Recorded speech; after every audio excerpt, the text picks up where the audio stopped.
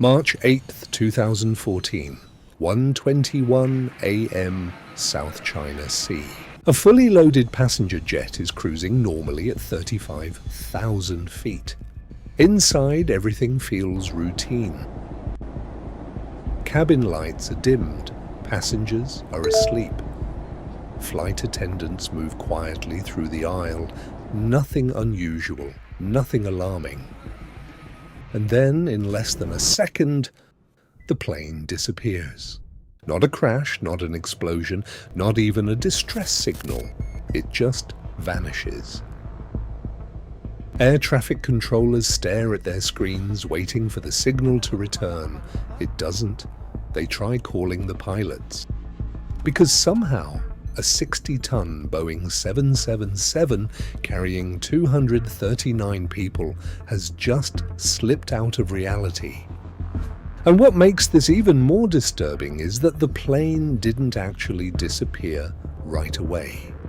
It kept flying for hours, completely invisible, in command of flight MH370. That night was Captain Zaharie Ahmad Shah, 53 years old, a career aviator who had dedicated his entire adult life to flying. He had accumulated over 18,000 hours of flight time across more than 2 decades of service with Malaysia Airlines. By every measure, he was exactly the kind of pilot you would want in command of your aircraft. Experienced, calm, respected by his colleagues. What Captain Zaharie knew during those final hours in the cockpit remains one of the most debated questions in aviation history.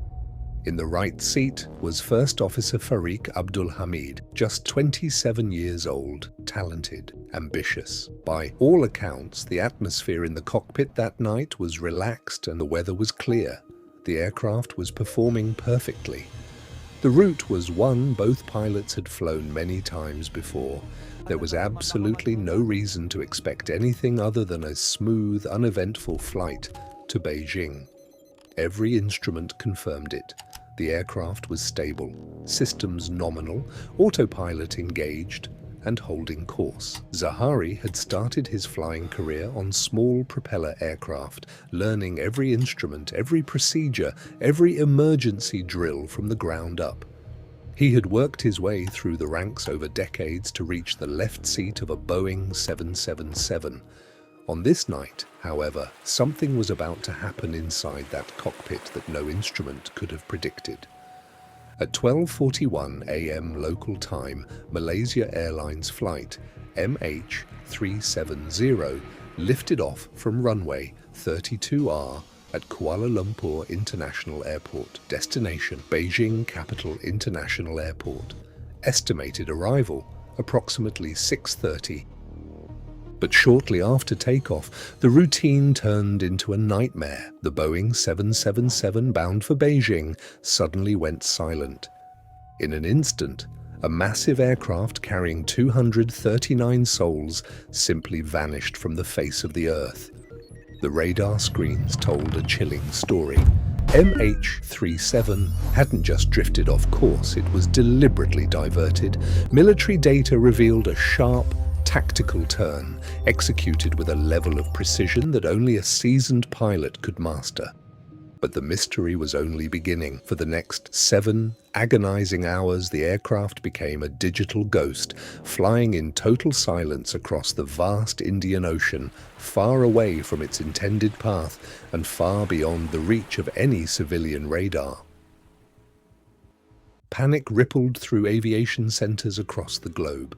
From Kuala Lumpur to London, every screen was fixated on a single, haunting question. Where is Flight 370?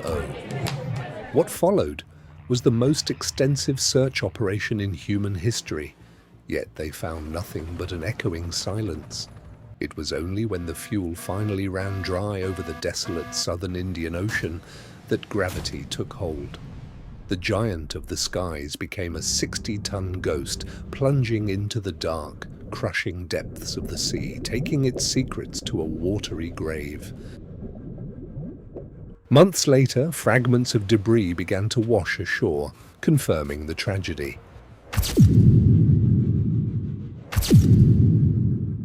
But the ultimate truth remains buried under layers of redacted reports and classified files. Was something being hidden from the world? 10 years later, the files are closed and the case is officially marked unknown. It remains the one question the world has never been able to answer.